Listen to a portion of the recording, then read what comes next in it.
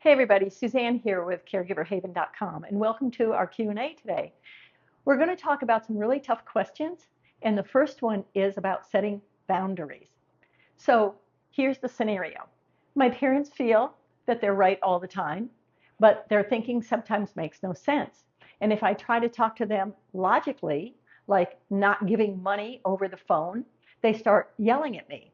They lost over $20,000 last year. They don't live with me, but they do need help. So I visit them several times a week, and I can't do this anymore. Help. Signed, guilt ridden. What do you recommend? First of all, you have to accept what you can and what you can't control. Parents are not going to change. You are. So what that means is you have to make the best decisions for yourself, what you can do and what you can't do. That's the big question you have to ask yourself. The next thing is you have to reframe the guilt and understand that the feeling of guilt comes from a place of love and concern. All caregivers feel guilt because they love their spouses, they love their seniors, their partners, their parents, and they have this place of caring. And if we didn't care, we wouldn't have the guilt. So it is kind of built into us to want to help. And when we can't, we have this feeling of guilt because of the care. I hope that makes sense. Next, I want you to set boundaries to protect your own well-being. So reduce the frequency of visits and let them know that you're only a phone call away. This will give you a chance to breathe throughout the week and be very specific that you can visit them on such and such a day, on such and such a week for only so long, and then keep to that schedule. Put the hours in there. And then wrap them in what I call a sea of review. And what we mean here is that you let others review them, okay, like a third party or an ally. Let others see what you're seeing and let them make the suggestions. So put as many people around them as possible. These are social workers, care navigators, accountants, their elder law attorney, and even put yourself in workshops where you can find the resources that they could use. And then next, don't let them say terrible things to you. That kind of keeps them together.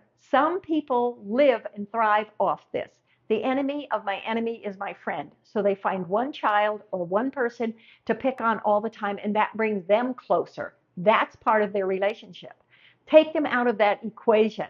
Don't let them attack you. Trust me, they will find somebody else to attack. Okay? All right. I've got a free guide below called the Family Care Agreement, and it goes over the senior's wishes, it goes over the caregiver's responsibilities, and it might be something you want to put in place early in your caregiving experience because safety concerns are always a must, and it also addresses that. So you can click below, it's free, and get the guide. Okay, the next question we're going to talk about is self-care. My husband wants his 79-year-old mother to move in with us. I have never gotten along well with her, and we like to travel, and we have a network of friends. He says she's very independent and she'll be no trouble at all. How do I tell them no? This is a very good and tough question. Acknowledge his feelings. I know how much you care for your mom, and I completely understand why you'd want to make sure she's well taken care of. You have to say things like that. So express those concerns.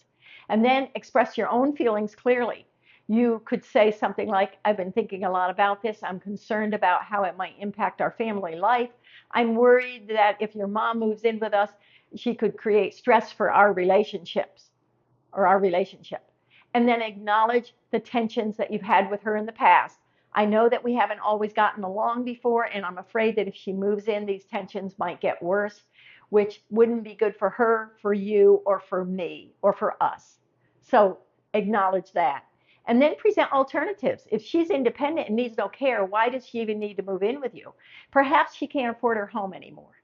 And if that's the case, an alternative would be for her to talk to an elder law attorney and see what kind of finances are out there that he can find or she can find for her. And then there are others in the family who can take her. And when you say no, typically someone else will say yes. So you're going to play the long game here, and you're going to sit and wait.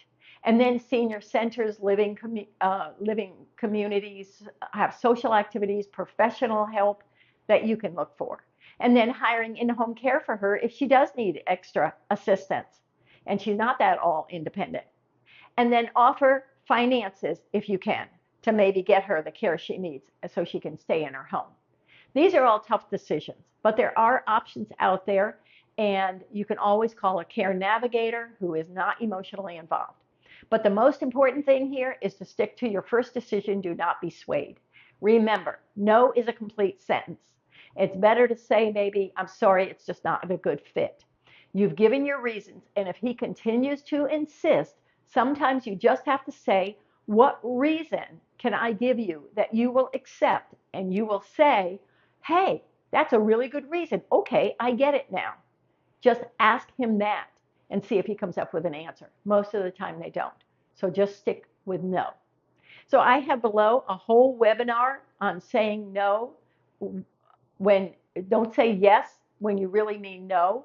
It's all about setting these boundaries, and it's about not hurting others when you do this. So take a look below.